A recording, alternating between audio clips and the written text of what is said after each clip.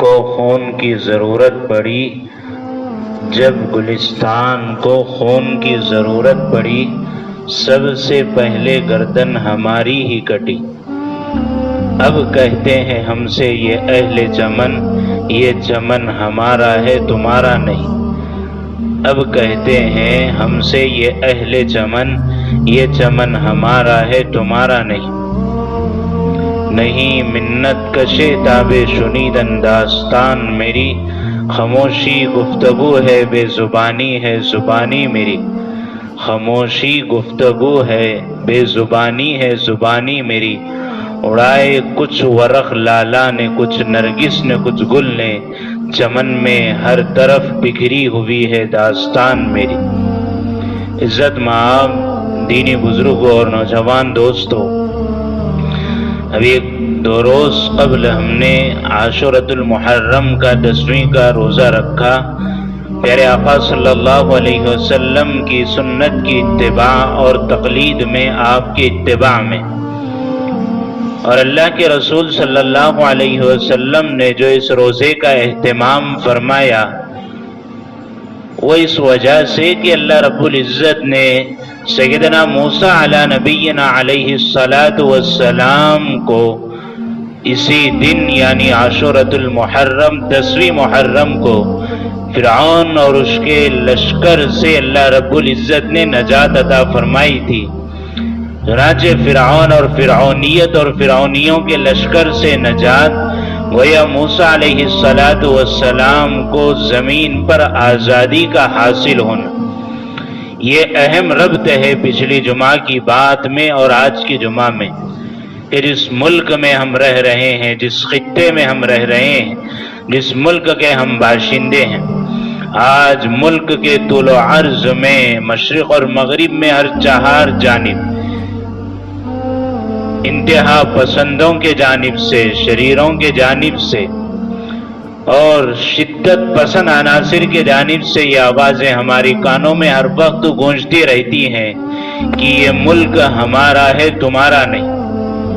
ابھی آج سے 2 دن کے بعد پیر کے روز پورے ملک میں یوم آزادی منائی جائے گی پورے جوش و خروش کے ساتھ، اور آزادی کے اس دن میں ہندوستان کے مسلمانوں نے اور خاص طور پر ہمارے علماء کے سرخیر قافلے نے جو اس ملک میں قربانیاں پیش کی ہیں، جد و جہد پیش کیا ہے، آخر ہم کو آج ان قربانیوں کو یاد کر کے سمجھنا ہے کہ زمین پر اسلام کی بقا اور تحفظ کے لیے، خواہ وہ زمین کوئی بھی ہو، خواہ وہ ملک کوئی بھی ہو، خواہ وہ علاقہ وہ خطہ کوئی بھی ہو، اصل یہ ہے کہ انسان آزاد رہے، آزادی کے ساتھ اللہ رب العزت کی عبادت اور بندگی کرے۔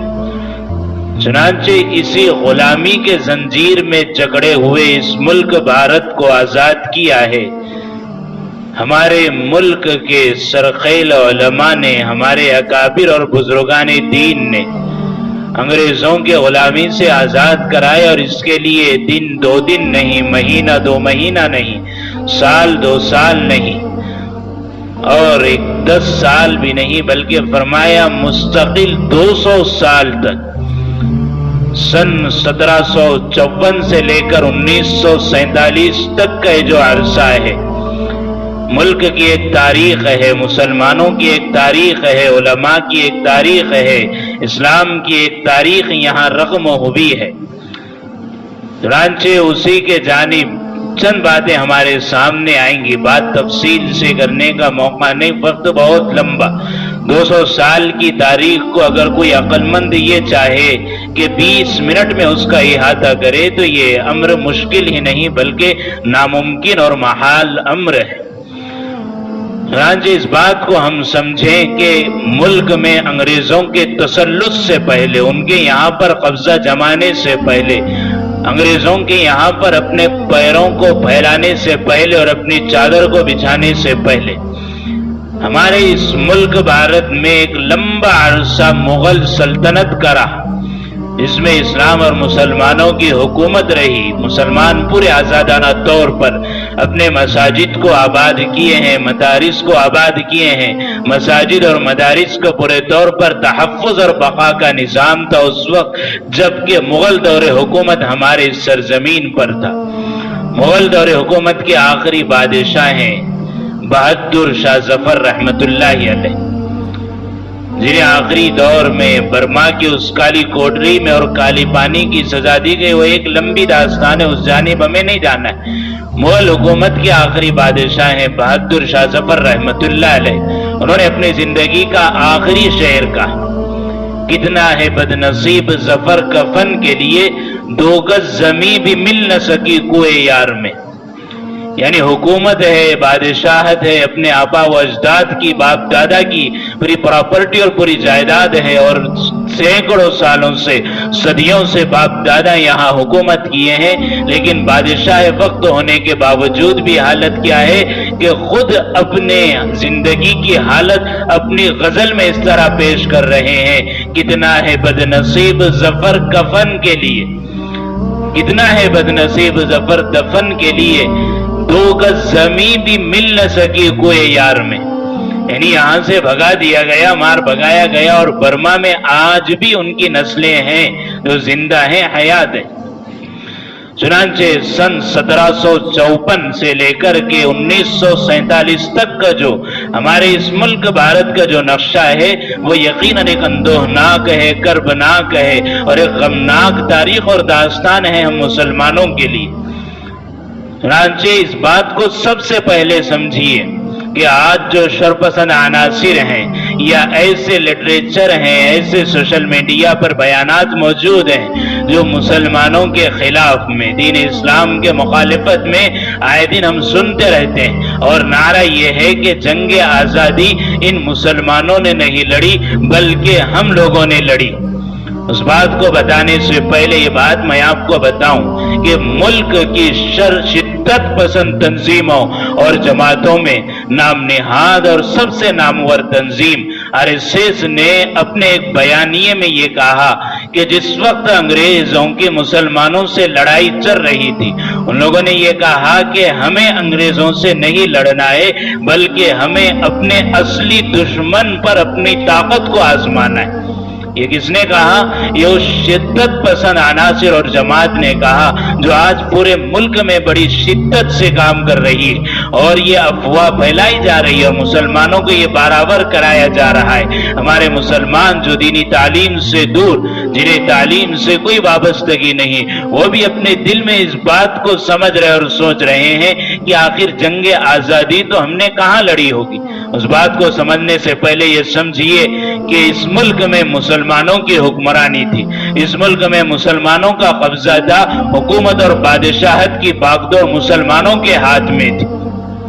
اور جب بادشاہت کی لگام اور باغدوڑ مسلمانوں کے ہاتھ سے چلی گئی تو اب آپ اتنی دیر کے لیے سوچئے, حکومت جس سے چھینی گئی ہے وہ حکومت کے خلاف لڑے گا یا جس کی حکومت نہیں ہے وہ لڑے گا؟ مسلمانوں کی حکومت رہی, مسلمانوں نے یہاں کئی سو سال تک حکومت کی, تو جب مسلمانوں سے حکومت چھینی گئی تو مسلمانوں نے سب سے پہلے انگریزوں کے خلاف علم بغاوت بلند کیا. علماء نے انگریزوں کے خلاف لڑنے کے لیے فتوے دیے کہ انگریزوں کو یہاں سے مار بھگاؤ. ہوا یہ کہ سن 1754 میں سب سے پہلے نواب سراج الدولہ کے نانا علی وردی خان نے سب سے پہلے بنگال کی سرزمین پر انگریزوں کو مار بھگانے کے لیے ایک جنگ لڑی. چنانچہ علی وردی اسی وقت وہاں پر شہید ہوئے. ان کے بعد ان کے نواسے نواب سراج الدولہ نے سن 1757 میں پہلی مرتبہ انگریزوں سے جنگ لڑی. بنگال, اڑیسہ اور اسی طرح جھارکھنڈ اور وہاں کے اس علاقے میں جب نواب سراج الدولہ کے وزیر میر جعفر اور میر صادق کے غداری سے نواب سراج الدولہ ناکام ہوئے اور انگریزوں کے چادر پھیل گئے اور ان کے پاؤں پھیل گئے پورے طور پر بنگال اور بہار اور اڑیسہ کی سرزمین پر, اب انہوں نے اپنے قدم آگے بڑھانے شروع کی. انگریز آئے تھے ملک میں تجارت کے بہانے. ہمیں مسلمانوں کو اپنی تاریخ کو یاد رکھنا نہایت ضروری. انگریز آئے تھے تجارت کے بہانے. ہمارے اس ملک بھارت کو اس سے پہلے سونے کی چڑیا کہا جاتا تھا. یعنی یہاں پر تجارت کے پورے سر و سامان اور تجارت کی شکلیں، تجارت کے راستے بری ہوں بحری ہوں ہر طرح سے ہموار تھے. انگریز آئے تجارت کے بہانے. چنانچہ سب سے پہلے ایسٹ انڈیا کمپنی نے اپنے پاؤں سرزمین بھارت پر جمائے. اور جب یہاں ان کے پیر پھیلنے شروع ہو گئے اور سب سے پہلے جنگ ہوئی وہاں سن 1754 میں نواب سراج الدولہ نے جو لنگڑی.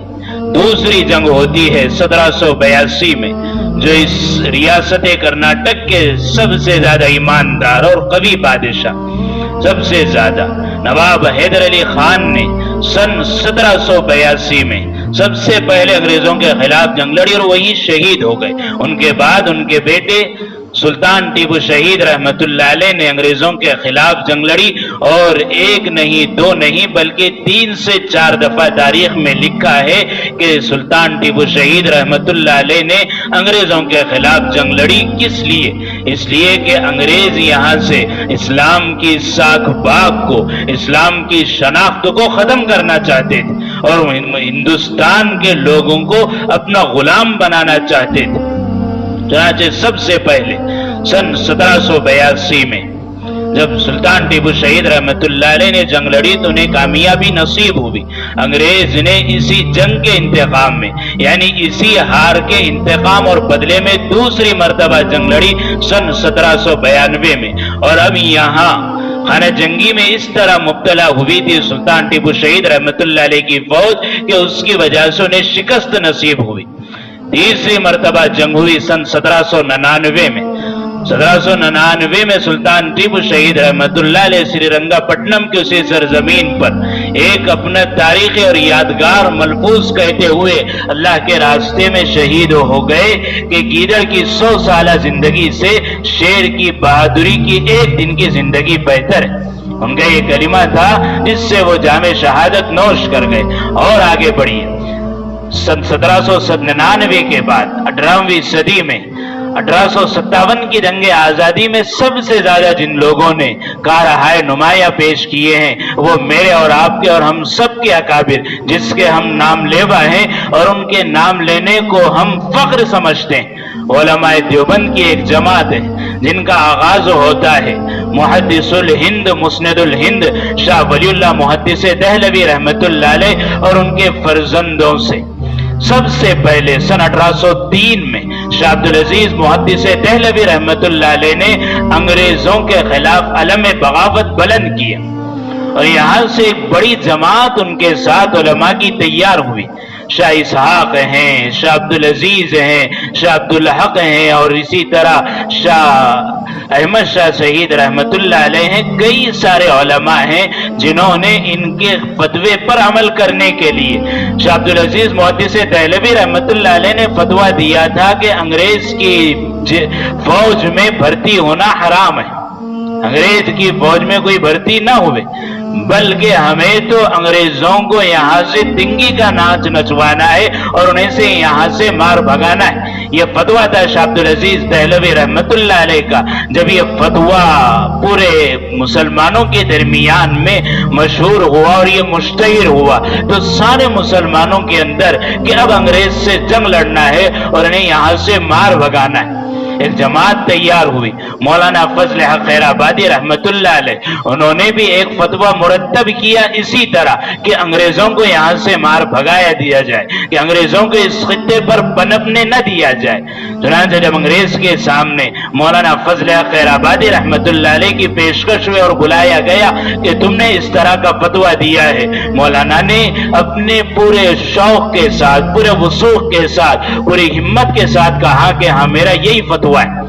اسی جنگ آزادی کی ایک جماعت ہے مولانا جعفر تھانیسوی رحمت اللہ علیہ، مولانا عبدالرحیم صادق پوری رحمت اللہ علیہ فرماتے ہیں کہ انگریز نے جس وقت ہمیں جیل کے سپرد کیا اس جیل میں ہمارے لیے لوہے کی سلاخوں کی نوکیلی ایک سلاخ تیار کی گئی کہ جس کی موٹی موٹی ایسی نکیلیں تھیں کہ ہم اگر آرام کرنے کے لیے اپنے پیر پھیلاتے یا اپنی پیٹھ کو پھیلاتے وہ نوکیں ہماری पीठ में और हमारे पैर में चुभती, हमारे हाथों में हथकड़ियां थी, हमारे पैरों में बेड़ियां थी और हमारे जिस्म पर जेल का लिबास था। 18 साल तक मुस्तकिल क़ैद व बंद की सोहबतें बर्दाश्त की इस जमात ने और 1880 में आजाद हुए हैं वहां से। और आगे चलिए 1857 की जंग आजादी, जिसमें उलमाए देवबंद का नुमाया किरदार है, जिसके सरकैल हैं और उसके कायद हैं हाजी इमदादुल्लाह मुहाजिर मक्की रहमतुल्लाह अलैह, और उनके शागिर्दों में हैं सैयदुत ताइफा मौलाना हुज्जतुल इस्लाम मौलाना कासिम नानोतवी रहमतुल्लाह अलैह, मौलाना रशीद अहमद गंगोही रहमतुल्लाह अलैह, मौलाना मुनीर अहमद नानोतवी रहमतुल्लाह अलैह। उलमा के नाम सुने। आज आजादी की इस तारीख को उलमा से हटाकर सिर्फ मुसलमानों तक, और आगे बढ़िए मुसलमानों से हटाकर हमें आजादी की इस जंग का शरीक ही नहीं समझा जाता। और मुसलमान हैं कि तारीख ही मालूम नहीं है कि हमारे उलमा ने इस मुल्क की आजादी के लिए क्या कुर्बानियां दी, क्या क़ैद-ओ-बंद की सहुबतें और मशक्क़तें बर्दाश्त की। चुनांचे 1857 की जंग आजादी, मैदान शामली में जिहाद होता है अंग्रेजों के साथ, और यहाँ परचम है सैयदुत ताइफा मौलाना हाजी इमदादुल्लाह साहब मुहाजिर मक्की रहमतुल्लाह अलैह के हाथ में। और एक जगह जंग हो रही मौलाना जाफर थानेसी रहमतुल्लाह अलैह के साथ। यहाँ शामली के मैदान में जो जंग हुई है, कई उलमा हैं जिन्होंने इसी मैदान में जामे शहादत को नौश फरमाए। उन तमाम की दास्तान के लिए लंबा वक्त, एक मुख्तसर वाक़िया। मौलाना मजहर नानोतवी रहमतुल्लाह अलैह बहुत बड़े आलिम दीन है, बड़े मुहद्दिस हैं, बड़े पाए के आलिम। चुनांचे मौलाना मजहर